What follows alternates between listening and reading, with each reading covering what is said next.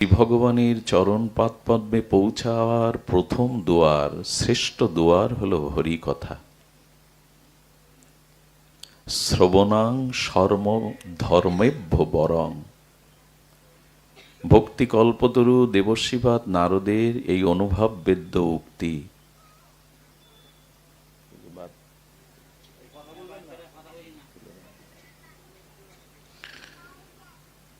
মন তপধন, বিশেষত এই কলিযুগে কলিহত অল্প আয়ু জীবের পক্ষে তপস্যাদি সম্ভব নয়। যাগযজ্ঞের শুদ্ধ পরিবেশ, শুদ্ধ উপচার, শুদ্ধ যাজ্ঞিক পাওয়াও বড় দুষ্কর।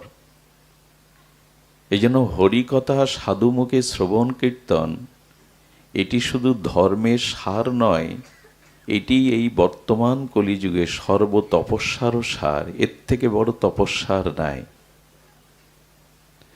এই জন্য নারদ বলছেন, বৈকুণ্ঠস্থত যত কৃষ্ণ শ্রবণাৎ যস্য লভ্যতে।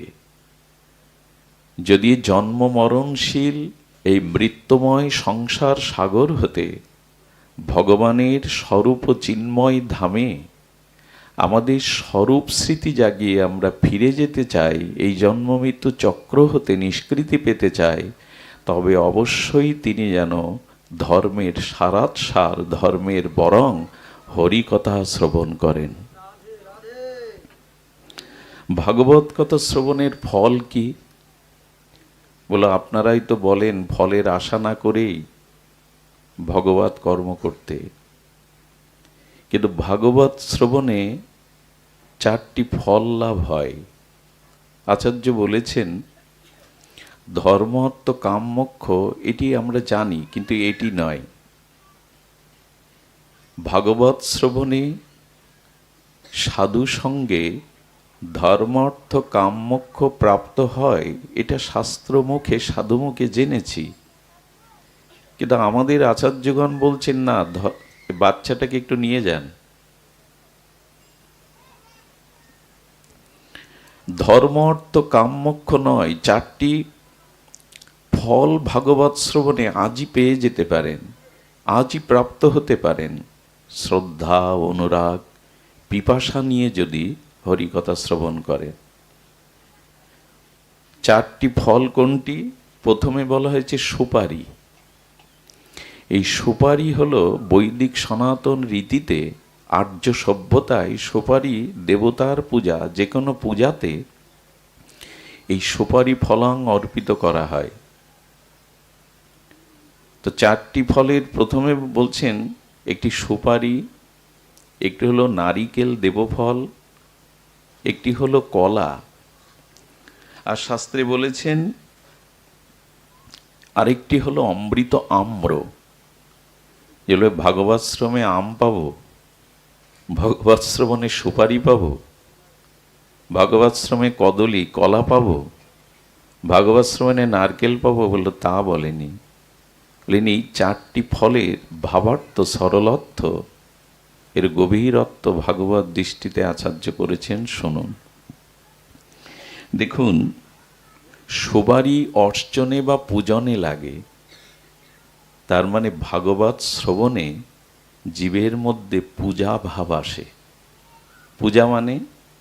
পূজা মানে ভগবত আরাধনা। ভগবত আরাধনা মানে ভগবানের সেবা। ধর্মের শ্রেষ্ঠতম, ভজনের মধ্যে শ্রেষ্ঠতম হলো সেবা। ভাগবত শ্রবণে জীবের মধ্যে এই পূজা বা আরাধনা বা ভগবত ভক্তের সেবা ভাবনা জেগে যায়। যে আজকে যারা ভাগবত দিচ্ছেন না, এখানে মরমী জন, অনুরাগী জন, স্বজাতীয় স্নিগ্ধ হৃদয় যাদের, তাদের মনে হবে আমারও তো অর্থ আছে, আমারও তো পরিবর্গ আছে, আমিও যদি এমনি করে ভক্ত ভগবানের একদিন সেবায় আসতে পারতাম। এটি এই শ্রবণের দ্বারাই লালসা জাগে, পিপাসা জাগে, আমিও যদি এমনি করে একটু ভগবত সেবা, একটু ভক্ত সেবা, ভাগবতের এই কথামৃত লীলামৃত ভগবানের মধুরামৃত যদি জীবের হৃদয়ে প্রসন্ন, সেবা মানে তো প্রসন্নতা, সেবা মানে আত্ম সন্তুষ্টি, যার দ্বারা জীবের আত্মার সন্তুষ্টি হয়, যার দ্বারা জীবের চিত্ত সুপ্রসন্ন হয়, এরই নাম সেবা। ভাগবত শ্রবণ করলে ভক্ত ভগবানের এই জাতীয় সেবা ভাবনা জাগে। এটি ভাগবত শ্রবণের প্রথম ফল। দ্বিতীয় ফল হলো আম্র। বৈদিক সনাতন শাস্ত্রে বলেছেন আম্র হলো অমৃত ফল। আম্রকে আমাদের ভাগবতীয় পরিমণ্ডলে বৈদিক সভ্যতায় অমৃত ফল বলা হয়েছে, কারণ আম্র তো হলো মধুর ও রসসিক্ত। আম্র হলো মধুর, আস্বাদ্য, রসময়। তো ভাগবত শ্রবণে আম্রফল পাব মানে, বলে ভগবত শ্রবণের দ্বারা আমার চিত্তে বিষয় রস অস্তমিত হয়ে এখানে ভগবানের আনন্দময়, লীলাময়, প্রেমভক্তি, ভজনময় অমৃত রসে ভরে যাবে হৃদয়, অমৃত রসে ভরে যাবে। দেখুন, এখানে যারা একবার একবার একবার এক উলোধ্বনি দিতে হবে না, একবার দিয়ে ভাগবত শ্রবণে দিলে একবার দিবেন। হরি কথাই হলো মঙ্গলধ্বনি। মাঝে মাঝে উলোধ্বনি জয়ধ্বনি আসে ভাবাবেশে, উচ্ছ্বসিত তরঙ্গে, কিন্তু এটা একবার দিবেন ভাগবতে। নিয়ম হলো 3 বা 7 বার, কিন্তু ভাগবতে একবার দিলেই হয়, যাতে কথাটি এই মঙ্গলময় হরির বীর্যবতী কথা বাদ না পড়ে। শ্রবণ করুন, আমাদের হৃদয়টা বিষয় রসে সিক্ত। এখানে হিংসা, বিদ্বেষ, কামনা, পরশ্রী কাতরতা, ভোগের রসে ভরা। আপনাদের নয়, আমার মতো মাদিস অপরাধী জীবের এই সংসার আসক্ত, বিষয় আসক্ত অজ্ঞান মোহ অন্ধকারে আমাদের পূর্বজন্ম বর্তমান জন্মের কুসংস্কারে কামনা বাসনার রসে, বিষয় রসে ভরা। বলি এইখানে যদি ভাগবত অমৃত শ্রবণ করো, বিষয় রস অন্তর্নিত হয়ে ওখানে ভগবত প্রীতি প্রেমের রস জেগে যাবে হৃদয়ে। এই জন্য ভাগবতের শ্রবণের ফল হলো প্রেম রসে সিক্ত হওয়া। এখানে যারা এখন এসছেন, একটু শ্রদ্ধা চিত্তে হরিকথা শ্রবণ করছেন, এখন কিন্তু কামনা বা বিষয়ের রস আপনাদের চিত্তকে প্লাবিত করবে না। আমরা তো চাই সেই রসিকেন্দ্র মৌলি, রসিক শেখর শ্রী ভগবানের ভাগবত অমৃত রসে আমাদের হৃদয় কবে ভরবে। এজন্য ভাগবতের দ্বিতীয় ফল অমৃত মধুর ভগবত রসে চিত্ত দ্রবীভূত হওয়া। এটি হয়, দেখুন, মর্মর পাথরের বুক চিরে ঝরণী অর্থাৎ ঝর্ণা, ঝরঝর নির্ঝরণী ঝর্ণার প্রবাহ নেমে আসে। আসলে পাথরের মধ্যে কোথায় জল? ওই মর্মর পাথরের বুক চিরে নির্ঝরণী ঝর্ণার স্রোতধারা নেমে আসে, স্বচ্ছ স্রোতধারা।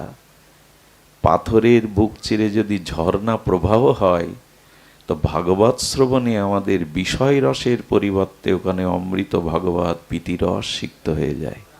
শ্রবণে, শ্রবণাঙ্গ ভক্তিকে এই জন্য আদ্য শ্রেষ্ঠ বলা হয়েছে। এটি বিষয় রস সুক্ত, বিষয় আসক্ত আমার সম অধম জীবের চিত্তেও প্রেম রসকে, অমৃত আস্বাদ্য, সুখময় আস্বাদ্য চমৎকারিত্ব রসকে সৃষ্টি করে দেয়।